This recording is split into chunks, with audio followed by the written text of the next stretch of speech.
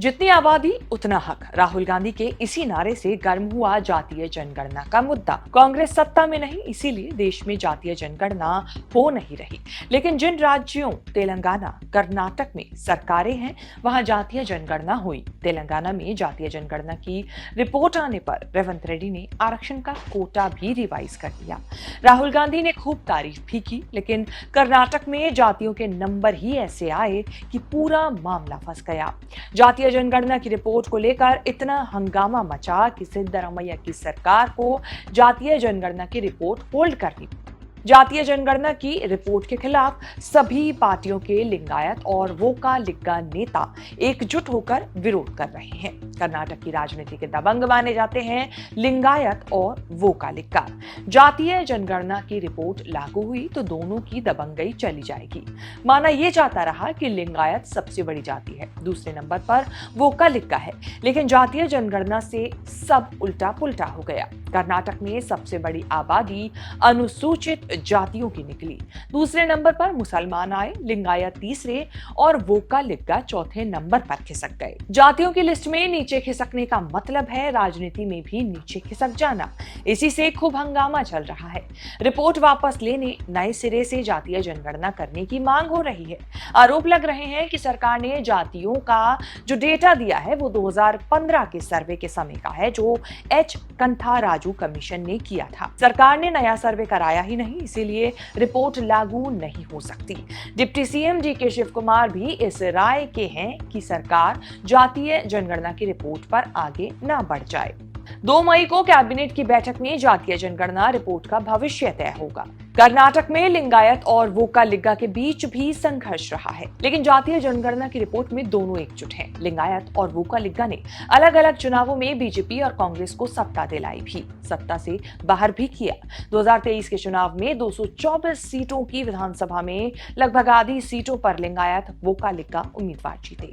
कांग्रेस से सबसे ज्यादा 34, बीजेपी से 19 और जेडीएस के 2, मतलब कुल 55 लिंगायत विधायक बने। वोका लिग्गा से कांग्रेस के 23, बीजेपी जेडीएस के 11 यानी कुल 44 विधायक जीते। लिंगायत और वोका लिग्गा मिलकर ही विधानसभा में 99 विधायक पहुंच पाए। सरकार चला रही है कांग्रेस के 138 में से 33 लिंगायत और 22 वोका लिग्गा विधायक, मतलब 55 विधायक इन्हीं 2 जातियों से हैं। कर्नाटक की राजनीति में बीजेपी के बड़े नेता बीएस येदियुरप्पा सबसे बड़ा लिंगायत नेता के तौर पर जाने जाते हैं। सीएम सिद्धरामैया कुणबी यानी अनुसूचित जाति से हैं, डीके शिव कुमार वोका लिग्गा जाति के हैं। हल्ला मच रहा है कि ओबीसी दलित इतने ज्यादा कैसे हो गए। नए जातीय समीकरण के हिसाब से वोका लिग्गा डीके शिव कुमार का बहुत पीछे नंबर जो है वो खिसक गया है। करीब 76 लाख लिंगायत बीजेपी के वोटर माने जाते हैं। लगभग इतने ही वोका लिग्गा का झुकाव कांग्रेस की तरफ भी है, जिसके सबसे बड़े नेता डीके शिव कुमार हैं। सिद्धरामैया का कुरुबा समाज के 42.71 लाख और करीब 9 लाख ईसाई समुदाय के लोग हैं। जातीय जनगणना से चौंकाने वाले नंबर आए। ओबीसी आबादी 69.6% निकली, जिसमें 38% का जंप आया। 13.6% लिंगायत, 12.2% वोका लिग्गा यानी दोनों मिलकर 21.3% हुए। अब तक लिंगायत 15% और वोका लिग्गा 17% माने जाते थे। मुसलमानों की आबादी 12.58% बताई गई। लिंगायतों में 91 उपजाति और वोका लिग्गा में 49 उपजातियों की पहचान हुई।